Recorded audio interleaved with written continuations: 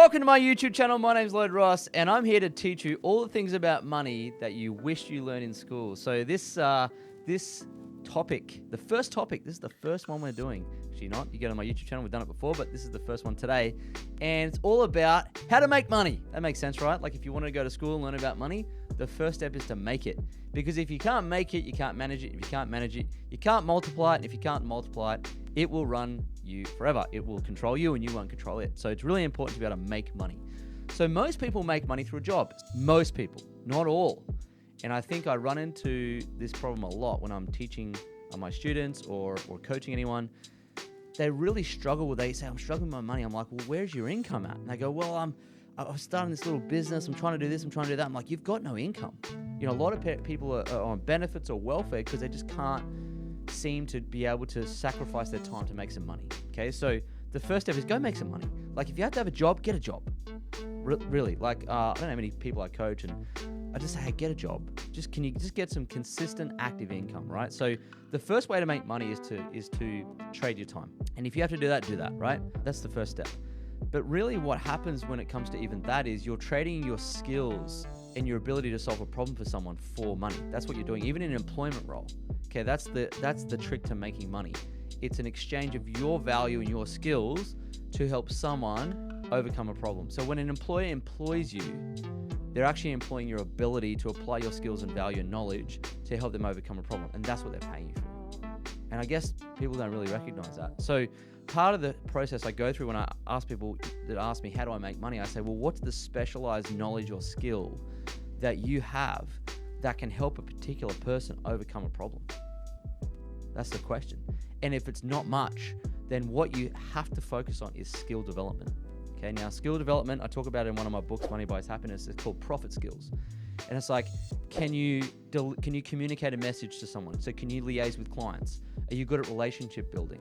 Are you good at writing? Are you good at editing and proofreading? Are you good at reading? Are you good at, do you have a specialized knowledge? Are you good at drawing? Are you good at any software skills you have, right?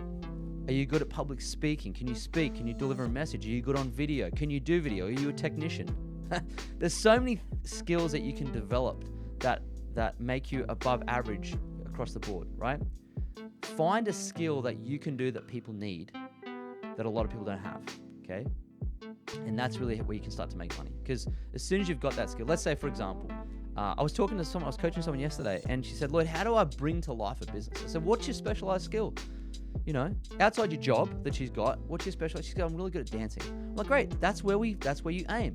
So you start to take that specialized knowledge and you say, well, how do I charge people to actually show them how to dance better? So you do a beginner's offer and you start to show them how to dance better. They pay you. They get their result. Crappy dancer, great dancer. And they pay you for that experience. You might have a package of, look, I'll give you 8 lessons. It'll cost you $400 for the 8 lessons or $600 for the 8 lessons. And at the end of it, you're going to be able to do X, Y, Z. Does that sound fair enough? Great, sounds fair enough. Awesome, thank you. And she starts to get her knowledge and her skills and teach someone else. And they pay her for that. That's how money's made, right? So here's in summary what you do to make money. You figure out what you have an unfair advantage in. You figure out what you're good at. You figure out what you like. And you figure out the skills you have that other people need to help them overcome a problem. And you find that person that has the problem. And you make an offer to them and they pay you. Make sense? If you don't have the skills, you don't have the value, you don't have the knowledge, go and acquire it. How do you do that? You go do courses, you get coaching, you get a mentor, you read books, and you do the work, right? Frustratingly do the work. I look back to all the things I did to build my knowledge and my skills, and it was all a pain in the ass. It's frustrating. It's annoying. It's awkward. It's messy. You know, it's really, it ain't pretty. Okay, so go and do that for 3 or 4 years. You know, really nail down your craft. Make a lot of mistakes, and you'll have something to offer to the world that they'll pay you for. And that's really how you make money. The platform by which you make it is up to you, right? You're watching this on YouTube. If you have specialized knowledge down YouTube, sure, YouTube will pay you for certain stuff, right? Instagram, influencing, podcasting, coaching, you know, traditional business, buying a business, whatever it is. It's out there. The platform you choose is up to you.